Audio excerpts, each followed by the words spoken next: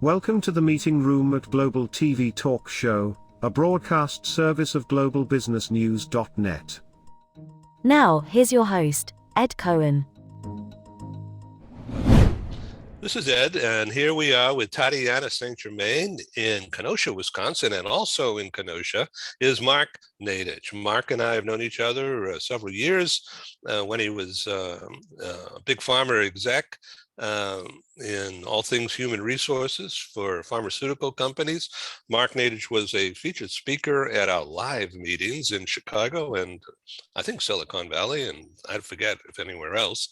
And Tatyana, this is the first time we're meeting, and I'm really super interested for you to introduce yourself a little bit better than I just did, because you are very much involved in the psychometric assessments and science to the art, I'm reading this, to the art of managing people and creating a common language. Whew. So what does that have to do with the Great Escape or the big quit that's going on?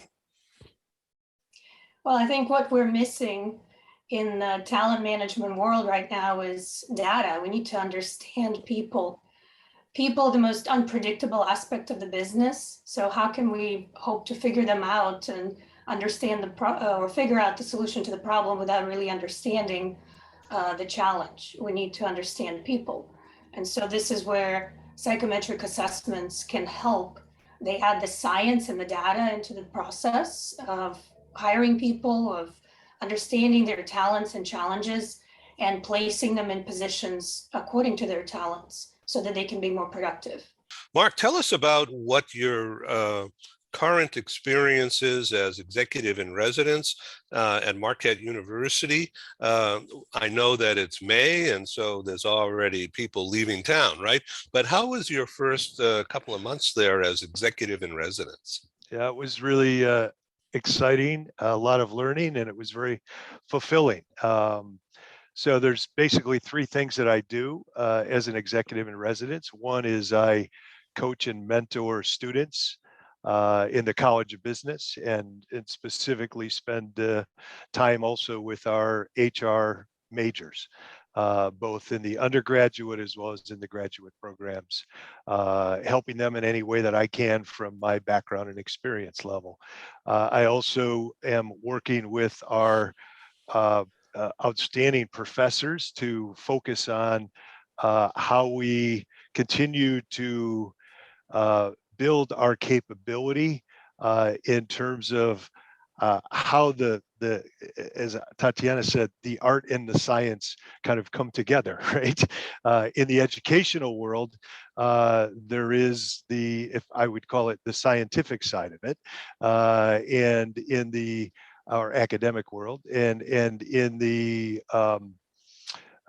human resource practitioner, there's how that work actually applies and how it gets done.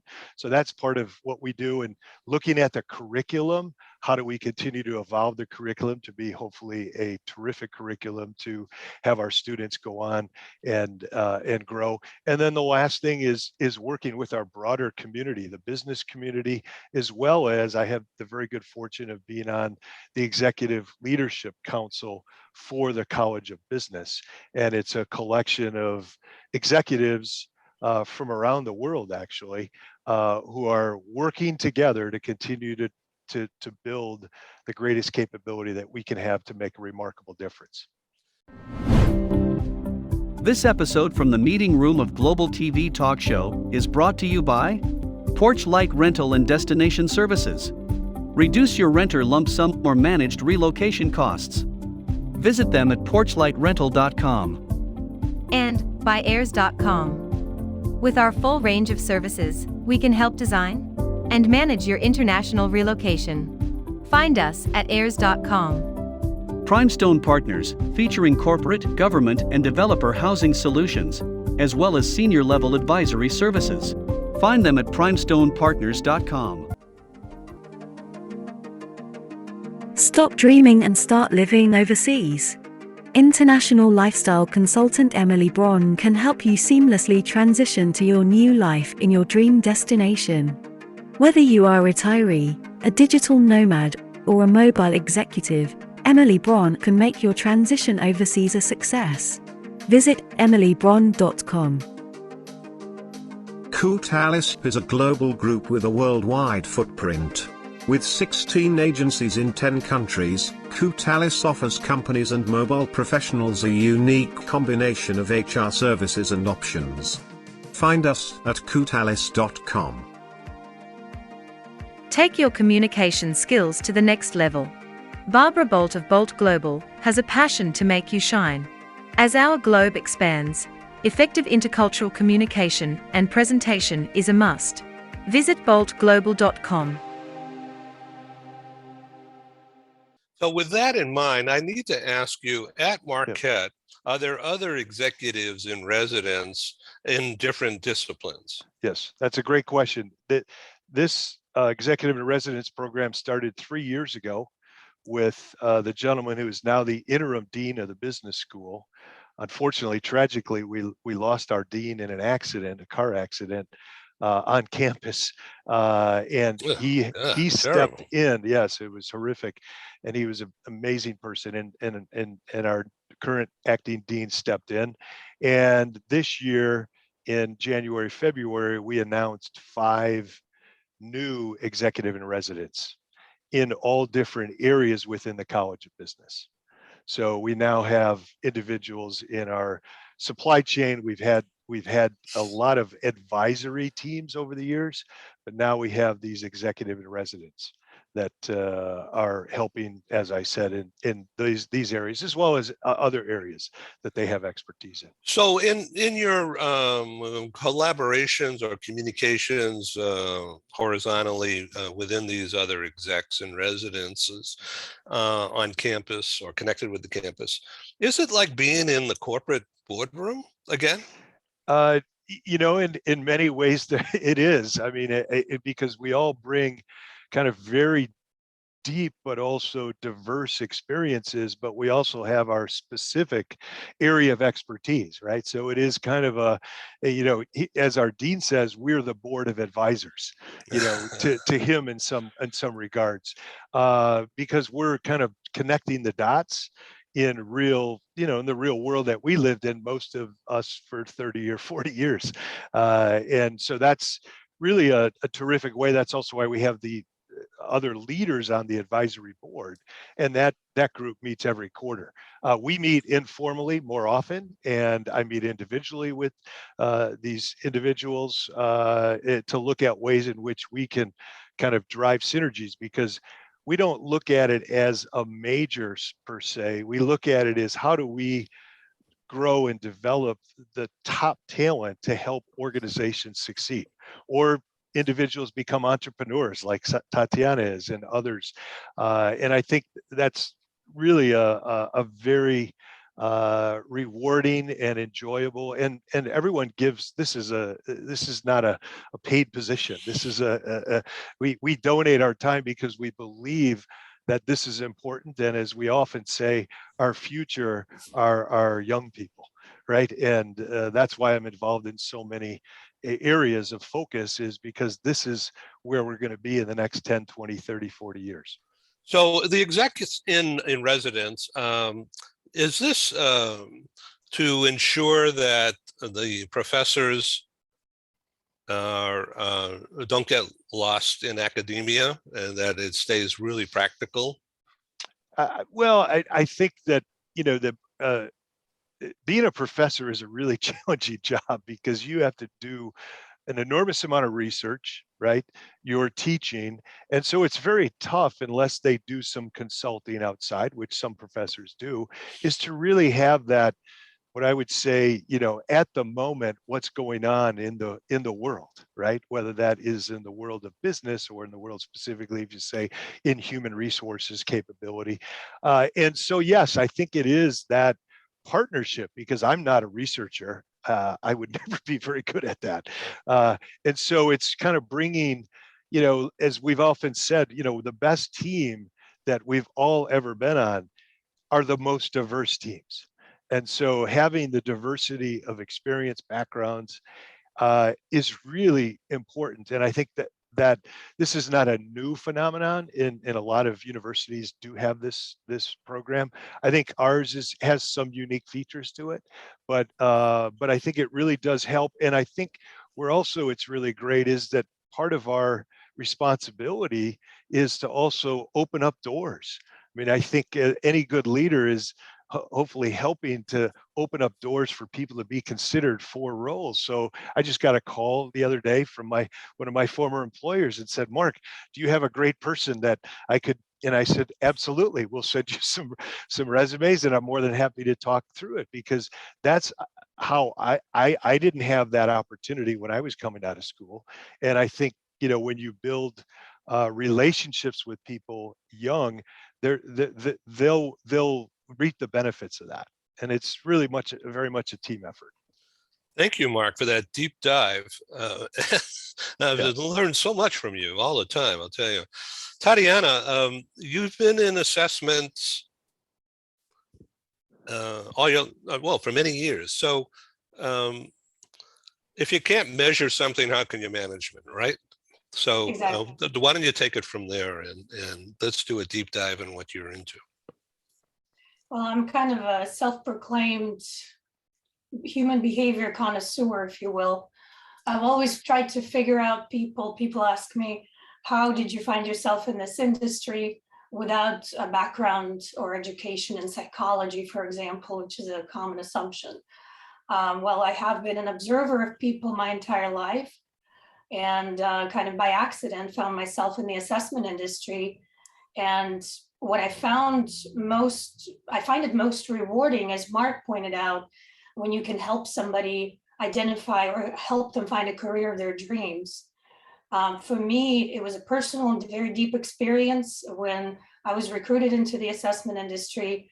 I was asked to take an assessment, which at that point, I didn't really believe in any of this voodoo magic. I thought, well, what can it possibly tell you about me? And then what turned out to be kind of a life, or at least career altering experience, because what it uncovered is that some of the very traits that I always considered to be extremely limiting and negative about myself, I found a way through the assessment to turn that adversity into tremendous opportunity. For example, many skeptical people consider themselves to be negative, and who wants to work with somebody who has a bad attitude, quote unquote, right? And so I always thought that was not going to be one of my strengths, never. But then I was allowed to be myself. I was hired to be myself and was actually appreciated for who I was in the position that I was in, which was poke holes in these ideas, in these projects. I could come up with 12 ways how it could go wrong. I was just wired this way because I'm skeptical. And again, so you take that, where in some positions it could be a negative, like don't put me in the marketing position. I might shoot down all of your ideas. And we would never move forward. But when you're planning and you want to make sure you have a contingency plan, and don't lead your team right off the cliff hoping there's an invisible bridge, I'm the gal.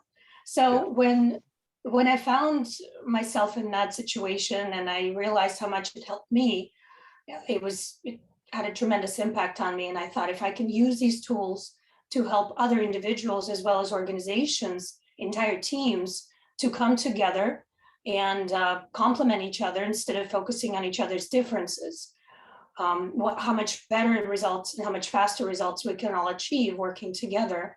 And it all starts with data that's derived from the assessment tools. When you work on a complementary team, individual weaknesses become irrelevant. And it is an extremely important point to remember when we're building teams, project teams, or working on existing teams or adding team members to the team. So anyway, all of that starts with, well, it sounds all nice, right? But how do we get there? I think this is where most organizations stop, because they don't know, well, what do I do? What are the tools available to me? Who do I talk to? And then when we talk about the assessment tools out there, there's thousands of assessment tools. Just Disk-based tools, there's over 4,000 assessments. So how do I make sense of them? And this is where assessment experts like myself come into play to help organizations navigate which point of data, which tool is most appropriate for which situation, so that they can add that science into the art of managing people, create the common language so that all managers have this information. And when you have better information, you have better conversations, you have better decisions, and you end up with better people and better results. Tatyana, it's all dependent on not managing people. Mark has told me it's about leading and coaching, but what do you measure? The data points. In my line of work, I focus primarily on hiring, onboarding, career pathing, and leadership development. So I like to take kind of a total person approach. So I don't just measure personality or behavioral traits. I choose assessments that give me that full picture and measure the uniqueness of the individual. So there is a cognitive piece, their potential, how they learn, speed and style of learning. That's important because different positions require different levels of cognitive ability and problem solving, although you might argue all jobs require some problem solving, but different communication styles, etc. And then I also like to dig a little deeper into what motivates people. Are their motivations and inherent desires and kind of hobbies align with what their job gives them outlet for? Let me ask you a question. Did you predict that people would quit? I mean, go back 6 months or so. I mean, who knew? If you talk to some of my clients of, 15, 18 years, they're like, yep, Tatyana, you are right. You cannot have an organization without people. So I hate to be the person who's like, I told you so in a roundabout way. I have been telling people, you cannot have a company without people. You have to invest in people. So it's like chickens just came to roost. People had the opportunity to reflect on their careers, on themselves. I come across a lot of research about why people leave and why people stay.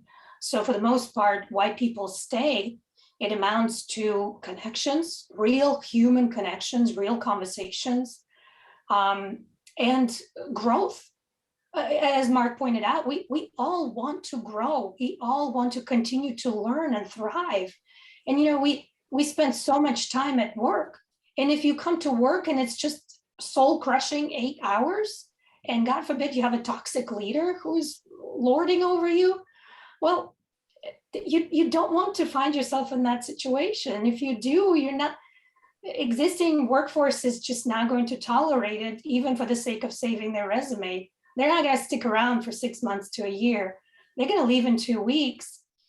So companies have now a very short window of opportunity to engage in those deep, real conversations with people, help them understand themselves better than they themselves understand themselves, if that makes sense. So, and that's what assessments help managers do. So in a roundabout way, or maybe in a straightforward way, they do end up leading better because they have the tools to understand people and create meaningful connections right from the get-go, from the interview, in fact, and then immediately after. Mark, we have about 10 minutes or so, 12 minutes. Yep. You want to take it from here?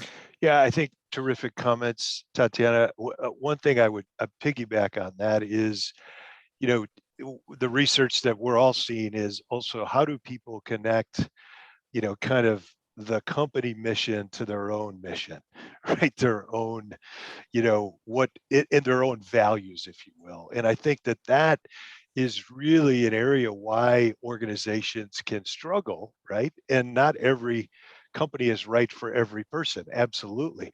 But those companies that are winning today are the ones that all the things that you said, Tatyana, I think the mission, the values, and the word that I always go back to is that they feel that they care, that people care for them. And I know that sounds like, a very kind of basic thing, but that is why? Because if you, as we've seen time and time again, people do quit leaders before they quit companies. If you have a leader that cares, you have a much better opportunity. And in this environment where they take the time, and there's so many good things that companies are doing now to actually help drive some of these successes, is they're spending time before and after meetings to actually connect on a real personal level, not a business level. Because one of the things that the pandemic took away, so to speak, is all that informality in our workplace. I always used to say I got my best work done not in my office, right? It was done being out in the field. It was done talking to people, having dinner with people, connecting, showing that we cared individually for them, but also holistically, right? And so I think the companies that are doing that are having a pretty big advantage over those that are doing. We don't have to name names because we see it in the news all the time. Like, the last one I saw last week was, how, I don't know, I think it was 2,500 people got let go from a company on a Zoom call. And this is not the one that happened previously. This is, you'd think that maybe people would learn, but, and I also know that you can't always do things the way you want, but you can do it with dignity and respect. And it's very hard to come back from that, right? So, but I do think that, the organizations that are really doing this and doing it well. And to Tatyana's point, I really love what you said about your strengths, because I work with Tatyana and her strengths shine because they're not my strengths, right? And maybe there's one or two that I have that she doesn't have, but together, we always say we're way better together than we are kind of individually. And I think that's what a great team does, is you leverage the strengths that everyone has collectively. And you actually, I love the fact that she, and I tried to do this in my own work environment, that they would challenge our thinking, because that's how you get to better outcomes. Tatyana? Oh, I completely agree. And I would say, right now, actually today, I have 2 interviews lined up. I'm hiring a couple of people. And what I'm looking for is someone who is much more patient than myself. Because patience is not one of my virtues. So yes, recognizing that about yourself and knowing what to look for. You see, we're psychologically wired to perceive differences as difficulties. So the initial kind of knee-jerk reaction is, oh, we're different than this person. We take things personally. And that's what happened when COVID hit. Teams kind of fell apart, or at the very least, communication fell apart. Leaders fell apart. It's probably because they were promoted to the level of their own incompetence. But that's another topic. Mm-hmm. But as far as teams, I did a lot of team workshops to help teams understand each other's strengths and leverage the strengths. Because when we are stressed out, we do not put our best foot forward. We actually show our true colors. And then people start to kind of freak out. And then you wonder, well, where did this come from? It came out of left field. And this person has it in for me. And they're trying to stab me in the back and this and that. And it's not productive. And it's remarkable to me when I'm in a team workshop environment and I show the team, these are your strengths and limitations, individual. And it's not personal. And this is how you're wired. It completely transforms the conversation and communication, and therefore connection. Words have power. So all results and decisions and choices we make start with a conversation. So we need to have those words. And again, investing the time and effort and money into your people is one of the ways as an organization you can show that you care. You care, and it's not just systems and strategies. You have to invest in people. We are pleased to welcome Adamo Education as a proud sponsor of Global TV Talk Show. The concept of a microschool is the reimagining of the one-room schoolhouse. My name is Tamara Becker. I'm the president and CEO of Adamo Education. The micro school concept really does not just lend itself to the personalization and the customization of learning, but also the social development and fostering that sense of love for learning. Unlike what we see in traditional brick and mortar schools, we have multiple grade levels in the same learning space. Students can be enriched by the socialization that they get, as well as the academic support from peers. What differentiates Adamo is the fact that we are taking the best pieces of brick and mortar, of digital, and then at-home learning. Students here can come 5 days a week. They can come 4 hours a day. It will really just depend on what is best for the student and for the parent. To enroll, just reach out via phone, text, or email, and we'll have that personalized conversation, and we'll be able to get you all set. Check us out at adamoeducation.org. Become a global player in your field. Cross Culture to Go provides virtual support for your global business and career success. We can help you thrive in 140 plus countries and markets. On the web at crossculturetogo.com. We have 5 minutes, and I want to invite you to come back in June, and we could do a deeper dive and go to chapter 2 on this topic. So, Tatyana, there are problems, you say, in the workplace. Is it trust, believability, or a disconnect in terms of objectives, or something else? Yes, I think, well, Mark kind of alluded to that. Leaders cannot misrepresent positions or culture. I hear so many stories, and I'll try to make this quick, but when a leader during the interview will say, oh, we're a culture of engagement and we empower people to make decisions, and then the person starts with the company and it's red tape wrapped up so tight you cannot breathe and you can not make any decisions, and that's the culture. So how can you trust the leader? How can you trust that organization and that culture? I'm actually working on a webinar right now specifically on this topic, that leaders need to completely transform what they do, how they look at the whole resignation or talent reshuffle, whatever you want to call it, that's going on right now. They need to look inward. They need to be self-aware. They need to know their leadership style, their own limitations, and develop those skills, especially where the gaps are, because people will not tolerate misrepresentation, lying, or purposeful or accidental misrepresentation of what the organization is like. Yes, trust, and then that's how you build trust and keep your best people. Thank you. Appreciate that. Mark, do you want to sum up?